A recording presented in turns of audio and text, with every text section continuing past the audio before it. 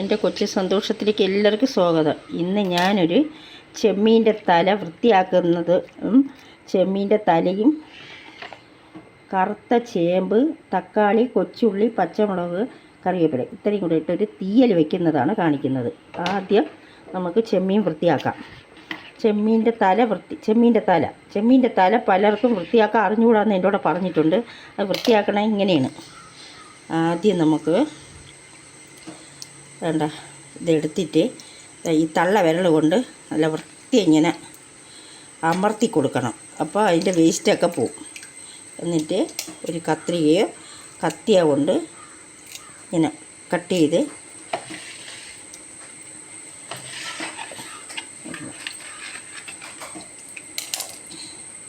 നല്ല വൃത്തി ഇങ്ങനെ അമർത്തി കൊടുത്താൽ അതിൻ്റെ അഴുക്ക് പോവും.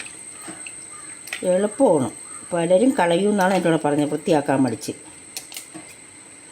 നല്ല ടേസ്റ്റാണ് വറുക്കാനായാലും കറി വയ്ക്കാനായാലും.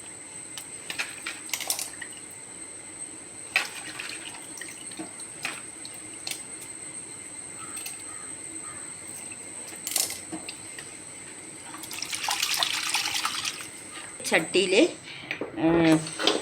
ചേമ്പിൻ്റെ തട, ചെറിയ ഉള്ളി, പഴുത്ത തക്കാളി, 2-3 പച്ചമുളക്, കറിവേപ്പില, നല്ലവണ്ണം വൃത്തിയാക്കിയ ചെമ്മീൻ്റെ തല ഇത്രയും കൂടെ ഇട്ട് ഉപ്പും ഇട്ട് 1 ഗ്ലാസ് വെള്ളം ഒഴിച്ച് നമുക്ക് വേവിക്കാം. ആവശ്യത്തിന് ഉപ്പ്.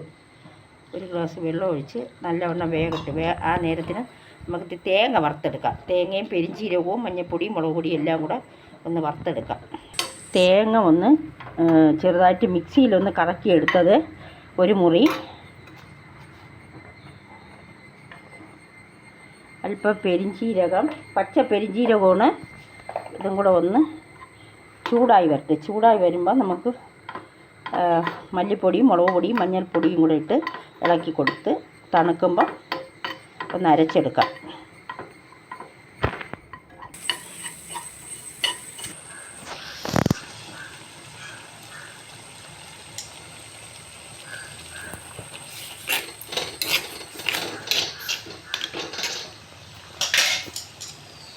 ഇതിലേക്ക് നമുക്ക് ആവശ്യത്തിന് പുളി പിഴിഞ്ഞൊഴിക്കാം.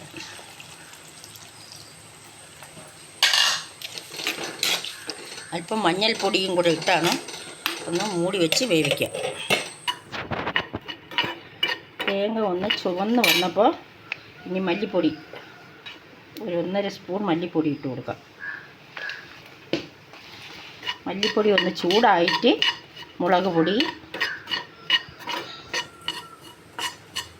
ലേക്ക് എരിവിനനുസരിച്ച് മുളക് പൊടി, കുരുമുളക് പൊടി,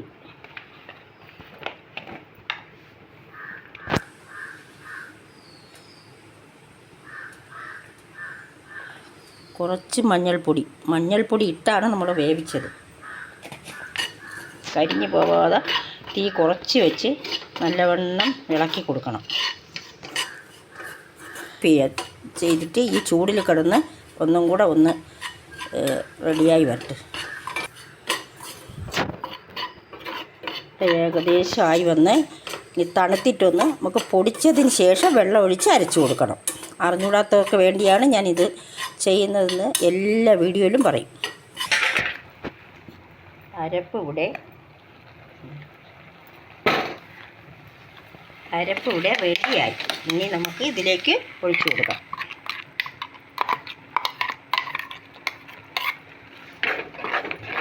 ആവശ്യത്തിന് വെള്ളം കൂടെ ചേർത്ത് കൊടുക്കാം. അധികം കറിയാവാതിരിക്കുകയാണ് ഇത് ടേസ്റ്റ്.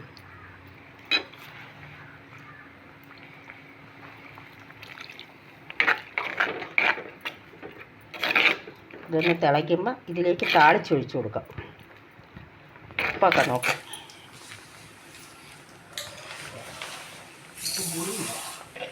നമുക്കൊന്ന് തുറന്ന് നോക്കാം. കറി ഇവിടെ റെഡിയായി. ഇനി നമുക്ക് താളിച്ചൊന്ന് ഒഴിക്കണം. ഞാൻ താളിച്ച് വെച്ചിട്ടുണ്ടായിരുന്നു. എപ്പോഴും കാണിക്കുന്നതല്ലേ.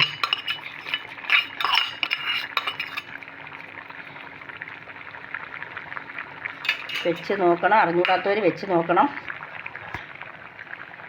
ലൈക്ക് ചെയ്യണം, ഷെയർ ചെയ്യണം, സബ്സ്ക്രൈബ് ചെയ്യണം.